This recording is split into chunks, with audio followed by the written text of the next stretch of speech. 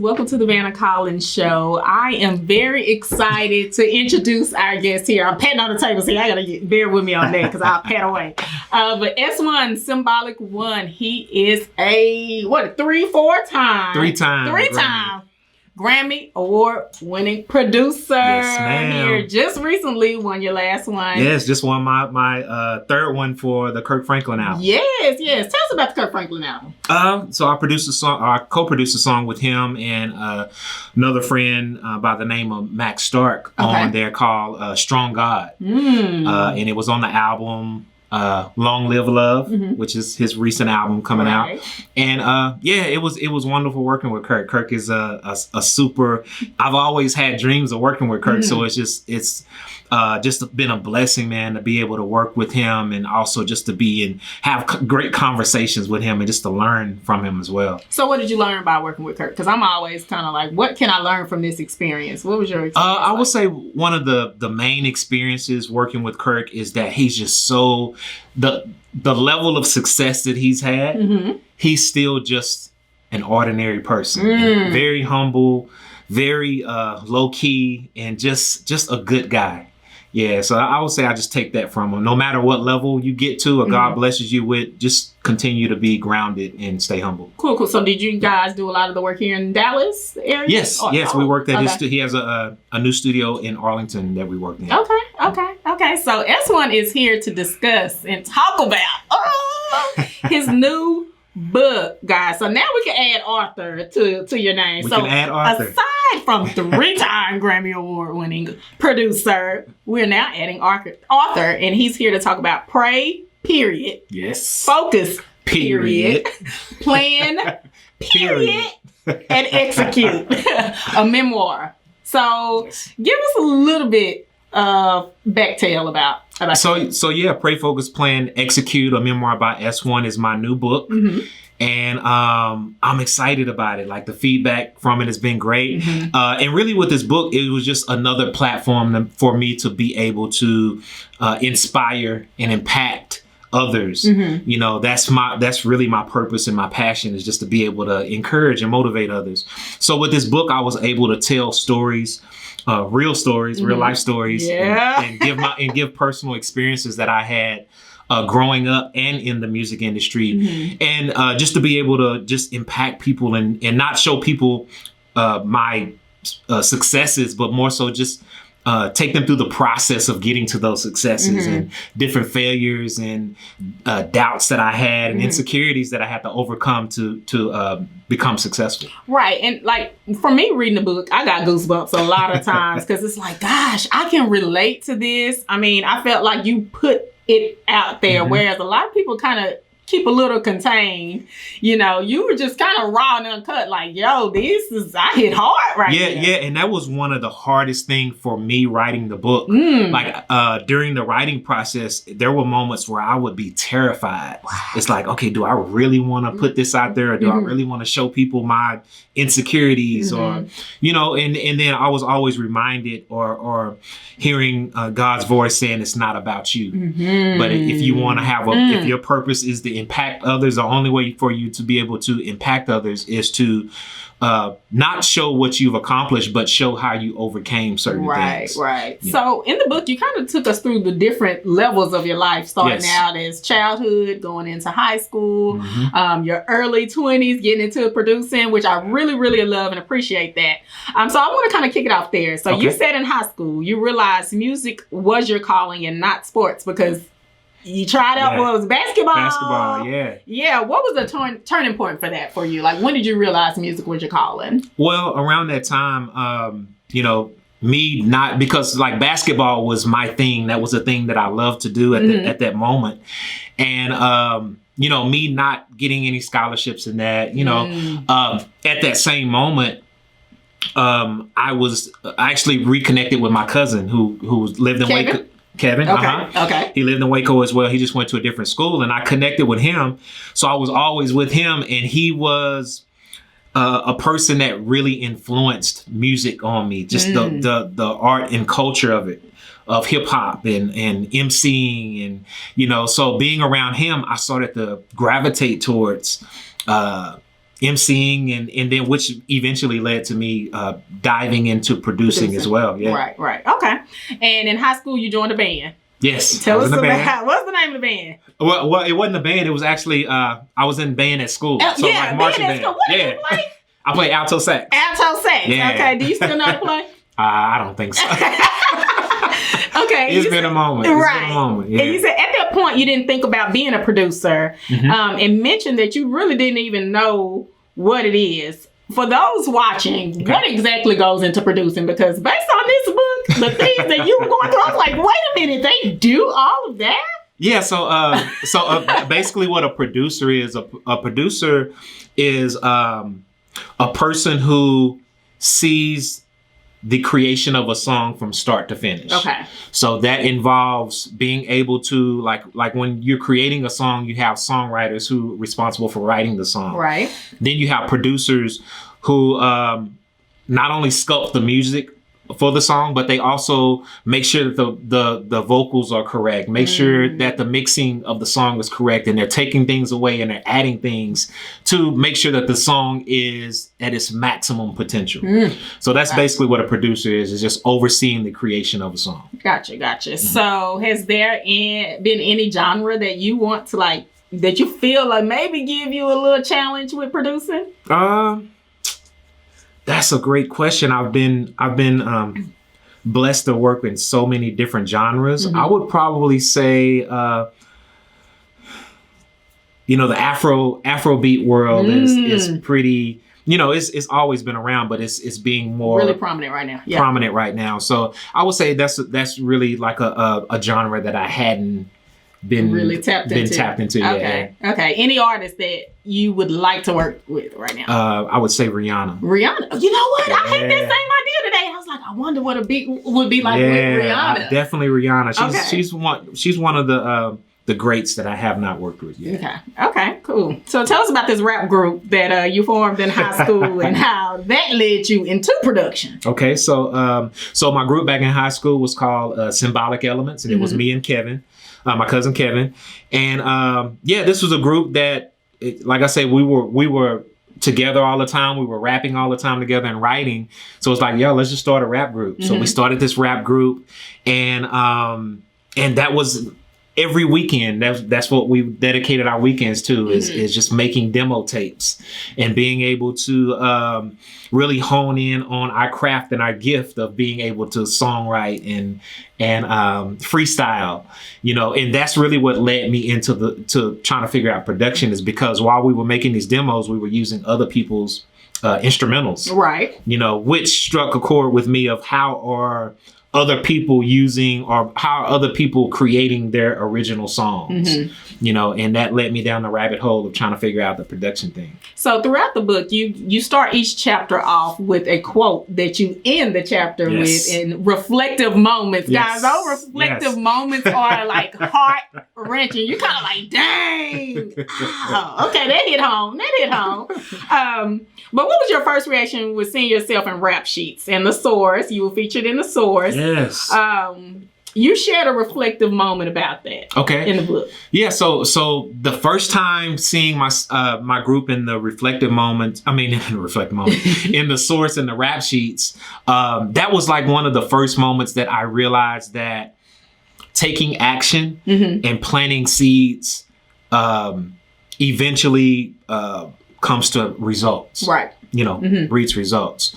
And it was great because like back then we had these dreams of always being in a magazine. We making these demo tapes, and it's like, man, if we could only be in this magazine, the source or the rap sheets or XXL or whatever. So those moments were like, hey, this can actually happen if we put forth the effort. Right. So that was the one thing about that moment, is just realizing that, things can come true, but we have to put in the work as well. Right. So kind of like harvesting and planting the seed. Planting the seed and waiting on them to bloom, right? Yep. So when you finally made it to the source and rap sheets, like your thought processes, what was that like when you said, "Oh, I see myself in this magazine"? Now what? Yeah. That's exactly what it was. It was a now what moment. Right. But it's always reflecting back on moments of like, okay, how do we end up in the Source magazine? How do we end up in the rap sheets? How do we end up on this commercial? And that takes you back to like, okay, we just need to plant more seeds. Gotcha. You know, so it was always reflecting on these moments, and then not only reflecting on it, but taking the action again to get to where we were trying to go. Planting the seeds. Planning. Important. So in the chapter Strange Fruit Project, you invested in yourself and saved up your own money to press your CDs and posters for the group. Then you stated, when the CDs arrives, what do I do now? We just kind of talked on that. But I can imagine, like, you're looking at the albums like... Yeah, you have these 8 big boxes in my living room, and it's like, okay, I have these CDs, we pressed them, we created the project. Now what do we do with them? Right. You know, I think a lot of people get stuck there, especially that are aspiring artists. And you know what's crazy is those moments still happen to this day. Wow. Like, you accomplish a goal, and then it's like, okay, what's next? Yeah. What next? And always trying to figure out what the next thing is. So that was just one of those early moments of that. And I think the best thing that I realized in those moments is really stepping back, seeing where you're at, seeing where you're trying to go, and then put the plan together and then work the plan. Put the plan together and work that plan, baby. So, are you still interested in rapping? Not as much so. Do you ghostwrite? Well, I write every now and then when I have to, but production is just my thing. That's your thing. Yeah, that's my thing. Yeah. Okay. So in the chapter Baduism, which Erykah Badu is one of my favorite artists. Mine's too. Yeah. Oh my goodness. Just like her. All right. Yeah, she's amazing. Yes. You stated, I encourage, and this is a quote from the book, I encourage everyone to use your gifts to create, give it to the world, then let it end up where it's supposed to without expectation. Absolutely. Oh my goodness. Without expectation. That's a huge word to use there. Yeah. How do you even do that? How do you even design something, put it out there, and then have no expectation? It's a hard thing to do, but one thing I realize is expectation leads to disappointment. Okay. You know, without expectation, because you're not expecting it, you're not disappointed. You letting God take this and letting God take this product or whatever you create and do what He feels it should be, what should be done with it. Right. As opposed to having our own agenda of what should happen for it. You know, so just like in that chapter that you're talking about with Erykah Badu, it was merely us creating this project or creating this piece of art.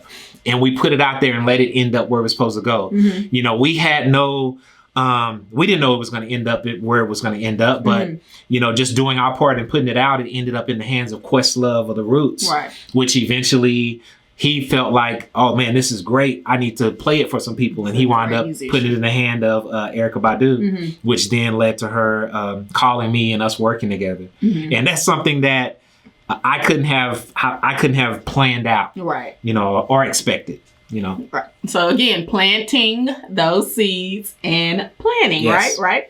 So, okay, when working with Kanye West on his album in 2009, you said a very consistent workflow, focusing on fellowship, health, and focused work was kind of the consensus there when working with Kanye. Every day. Yeah.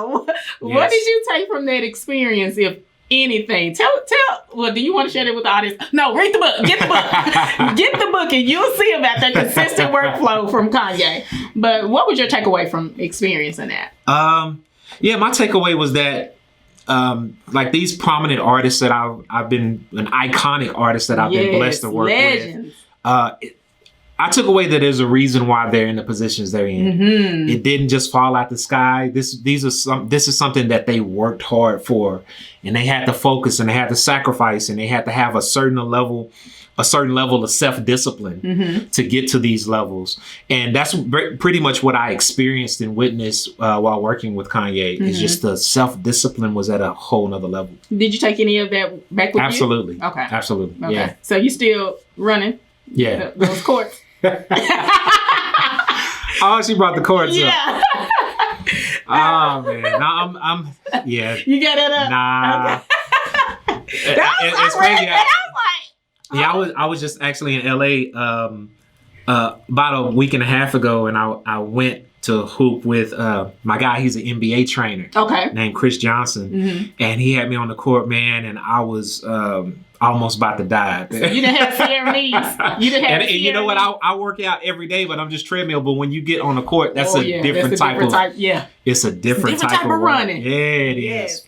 And in chapter 15, Watching the Throne, part 1, you leave us with the thought that cultivate a self-confident attitude and watch your dreams become your reality. Give us ideas on how to cultivate a self-confidence. Well, confidence is so important, especially in really in anything that we're trying to accomplish, because that's when if you don't believe in yourself, and I think I may have said this in the book, if you don't believe in yourself, how can you expect for others to believe in what you're doing or have trust in what you're doing? You know, so I feel like it's very important for us to have that confidence. And the way we obtain that confidence is just to get great at what we do. Okay. You know, and put the hours in and make sure that you know it like the back and front of your hand. You know, and that's where the confidence comes from, is just knowing and being in the moment of what you're doing. Gotcha. So what's a co-publishing deal? Because again, after reading this book, I realized in my mind, okay, when I hear a producer, that's the person that does the beat. Like, that's it. Okay. But after reading your book, I was like, this is some more, like, not saying that making music or making a beat is not work, but literally, you know, organizing this. And like you said, the vocals and everything, like that. Yeah, it's a different level. So basically, a publishing deal is someone who administers the rights to your music. So for instance, at that time, what you're speaking about in the book, I did a co-publishing deal with Rock Nation. Yes. But you were kind of on the wall with, was it Universal? Universal, okay. Yeah. So I wound up going with Rock Nation, and that was from the relationship I had built with Jay-Z and Tata, working on the Watch Your Throne album. Now, you're not talking about Tata the stylist, are you? No. Okay, because I know you're talking about Tata. I'm like, No, he's actually he actually helps to run Rock Nation as well. Yeah, Jay-Z's long-term friend. The one that he speaks of in that my friends, we're friends. Yeah. Okay, got it. That Tata. Yeah. So that's basically what it is. Rock Nation was responsible for administering or making sure they collect my royalties within the states and internationally. Okay. And make sure that, you know, people are paying me for my work that they use. Gotcha. Okay. So in chapter 17, Bee Stings. Hey, I like that. I love the titles, just everything. And he left a quote for you to read at the beginning of each chapter. It's some really good stuff. Like, seriously. Appreciate it. You said, in taking shortcuts to our destination, we miss out. This is the one that gave me goosebumps. We miss out on the important things that are needed to prepare us for the blessing. Yes. Dive deeper on that quote. So basically, like, for instance, in that chapter, or just the whole, let's just take the whole book in consideration on that. So it took me about 14 years approximately between this is what I want to do and having that life-changing moment of working with Kanye. 14 years. I always say that within that 14 years, like, that was my boot camp. That was my training. That was me learning, making mistakes, and having these small successes that were getting me to the next stage or next phase of my career. Going through conferences. Yeah, going through conferences, and all that was really playing a part in me being able to handle that big moment when it came. And I feel like if that moment would have happened 5 years prior, 6 years prior, there was some stuff I would have obtained to be able to sustain that moment. You know, and I think there's some important things that I learned within that 14 years that helped me sustain that moment, not from then, but also up until now. Right. You know, so that's what I meant by that in the book. Okay. And you mentioned a lot in Pray Focus Plan Execute. I changed it from period, but you get it. You mentioned a lot about your wife. It's always having the confidence and the faith in you, even when you didn't. How has her support throughout, you know, your career help you push through? Oh, it's been everything, and that's why I felt like it was mandatory for me to include that Wifey's Magic Wand chapter in the book. But I think, I always say that people can support you. It doesn't take anything for people to support. But however, when there's struggle and pain attached to that, then a lot of people would pull out and not support you. Right. But my wife was just the opposite. She was like, I believe in your gift. I believe in your purpose, and I'm going to support you with it through the pain and whatever, because that's exactly, once I quit my job and she supported that, like there were some rough times. There were some tough times. Right. You speak on that a lot. Yeah. Yeah. But she was there to support me, and I'm just so thankful that everything worked out. Right. And that she can be able to see that she made the right decision. So let's just say that we have you seen the movie Acrimony?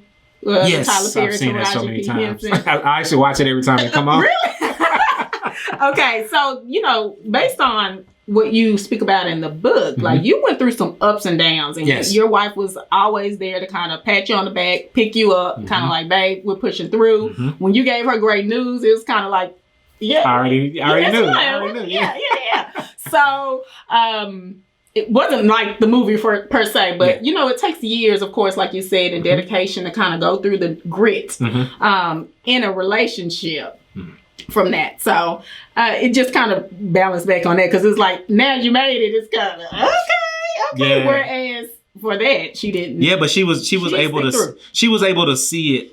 She was able to see something. Right. Within that moment, and like I say, that moment that process of getting through those or going through those years, I was having. It wasn't just like all bad. Right. There were like moments, small steps that were leading me to things. Okay, like you here, and then this happens, which take you here. Okay, you might fail at this, but it redirected you to be here. So it was all these dots being connected within that moment, and she was able to observe those moments as well, to kind of see, like, okay, I really think that this can be something at some point. We just don't know when. Right. But at some point, this can be something. And so you also mentioned that, a lot of the times when you were in your down moments, you always, of course, had your faith and belief in God. Absolutely. And knowing that, He's going to provide. I hit those moments sometimes in life too, so I can relate. It's just kind of like, why are you worried, Vanna? Yeah. Like, God has never failed you. Never failed, yeah. He keeps you going. So what is the issue? So it's kind of like, okay, I'm putting that in my back pocket. I feel it. I've been there. So in the chapter with 50 Cent, you mentioned patience a lot. Yes. In that chapter. Expound on that. I felt like you were kind of holding back. I was like, give it to us. Yeah.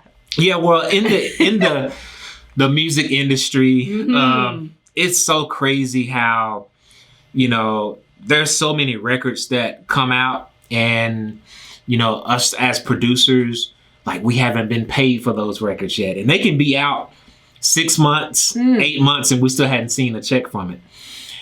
So that was pretty much one of those situations to where the record comes out, and, okay, you're being patient, or you're trying to be patient. On there, and Eminem's on the record, Adam Levine. But you're trying to be patient. It's like, okay, it's out. They didn't shot a video for it. The video's out. So all these different people have gotten paid, but you still just sitting back and the record's out. So, your patience kind of wears thin or runs thin in those moments. And I've always been the guy to just kind of step back and let my legal team handle it, or my management handle it. And I think that was just one situation where my wife was like, okay, I got to say something. Yeah. Oh, and she went on Twitter. Facts. Yeah. Yeah. That's the type of soul she got. That was just one of them moments, but it worked out. Yeah. And she got cut in pretty fast. So, speaking on that, just a lot within the book, just again, me learning what all comes into the music industry and how payments and everything are taking place. It brings me back to the chapter with Kanye, when you were kind of like standing firm on, dude, I need this, pay me my money type thing. So how important is that? Because a lot of people will fold just to say, hey, I have this credit here with this artist. Yeah, I feel like like that moment was it was a challenging moment. I won't say that it was easy, because that was a time that, okay, I did this major song for this artist, you know, my first major single, and everything is just crazy at that moment. All types of people coming at me, and you know, I'm getting these publishing deal offers, and it was just a crazy time. But in the moment of that, there was still like some trying to figure things out, you know, and with that situation, it was like, okay, Kanye wanted to sign me as a producer to his production company. And the one thing that my attorney was telling me at that time was we should make sure that the deal is non-exclusive instead of being an exclusive deal. Okay. And that's basically just saying that make sure that, because if you sign an exclusive, everything runs through him. And with him being an artist, what happens when you go on tour for 6 months and you just kind of just left? Right. You know, so that was one of the main things that we were going back and forth on. But at the end of 8 months of negotiating, Kanye comes back to me and was like, yo. 8 months, y'all. Yeah, long time. Yeah, long time. Yeah. And like I said, it was at a point too to where around that 7th, 8th month, I was like, okay, am I making the right decision? Am I about to blow this opportunity completely? Yeah. You know, just being fresh in the game and just fresh in the commercial world. I'll say that. But it worked out because Kanye came to me at that 8-month moment, and he was like, man, I just want to close this deal, and whatever you need, let's just make it happen. Right. And at that moment, it was like, okay, I made the right decision. Yeah. So confirmation for you. It was confirmation for me. My whole career has been God making the impossible possible for me. That's a major statement. What got you to that point where you feel like that? It was just me reflecting back on everything that I've accomplished. All the rooms that I've been blessed to be in, all the people that I've been blessed to work with. And when you look at the magnitude of all these different things, you start to realize that it's no way that I could have placed myself in those rooms and with these people and on these songs, you know, and that was just validation for me that God has been controlling everything that I've accomplished. Yeah, and that's where that quote came from. Gotcha. And I meant every bit of it. Yeah, like I said, okay, I need him to tell me a little bit more about this, as well as your experience working with Madonna. So, yes. I mean, throughout the whole book, you really broke down every scene where I felt like I was in the room. I'm glad you said that. Yes. That was the point, and I've been getting that a lot. Yes, I've been getting that a lot, and I'm in London now. Okay, let's look at this window. Yeah, I felt that it was important for the reader to be able to walk the walk with me. Yeah. And be able to really experience what I was going through. So that was the approach of writing. Oh, great job. Appreciate it. Great job. Appreciate that. Yes. So your experience with Madonna, you had incense going. Yeah, that was another unexplainable moment. When I see Madonna, I don't get that. Yeah, that was another one of those unexplainable moments, because never in a million years would I had expected to work with Madonna. I thought that was beyond what I was capable of doing, or being in the room with her, or whatever, you know. But that's just another, what we just talked about, God making the impossible possible for me.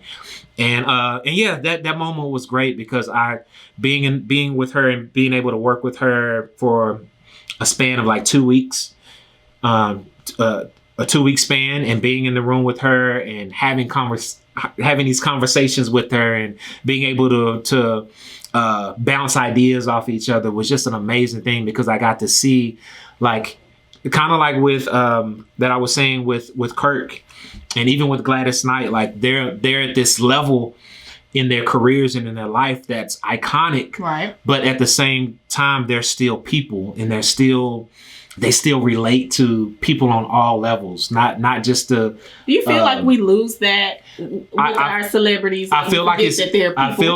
I feel like on both levels. Like, I feel like we lose that with celebrities, but also celebrities can lose that by being celebrities. So by working with people who are in the celebrity status, but still have that same connection with the people on the ground level, I think is amazing, because that just shows that they were able to overcome a lot of those things that warp people in that world. Right. Okay. So switching gears a little bit, like, who's on your playlist now? Like, who are you listening to? I like Kate Trinata. I like Saba. Okay. Is that the guy that? He's a rapper from Chicago. Oh, okay. Not Saba. I'm thinking about Sympha. Oh, yeah. He's dope too. Yeah. Okay. Saba. Okay. Yeah. Dang, who else on my playlist? Like, who are any artists from Dallas? I'm always like about my Dallas artists. We need to put them out there. Because I feel like a lot of cities, they stand behind their artists. And I totally agree. We have a lot of talent. We have a lot of talent here. I would say Bobby Sessions is dope. Okay, yep. This new cat I'm working with, he goes by the name of Derek Scott. Okay, Derek Scott. Be on the lookout. What type of music? He's like rap, but he's like Kendrick level rap. Yeah, he's like Kendrick level rap. So, and he's one of the projects that his project is one of the ones I'm super excited about. Okay, good. And that I love working with artists that I'm super excited about. So you gotta make sure you send me some of his stuff. Yeah, he's dope. Okay. He's dope. Cool.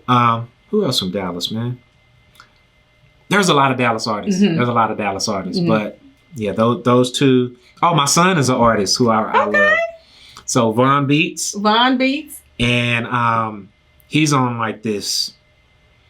He's like, man, you just got to hear it. It's like some experimental soul.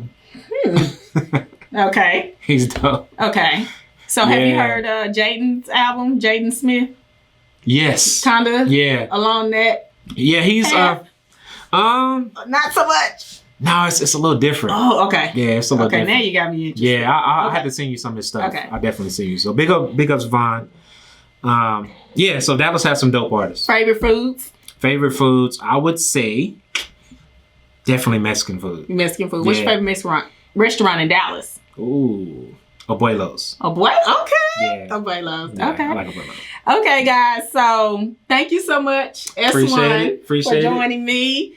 Guys, make sure you get your hands on Pray, Focus, Plan, Execute, a memoir by S1. It's so good and juicy. I'm telling you, you'll love all the stories. It's definitely intriguing. So we're going to put the website where you can purchase. You can also purchase on Amazon, guys. Let's make this a bestseller. Thank you for tuning in to the Vanna Collins Show. Thank you for joining me. We'll see you next time.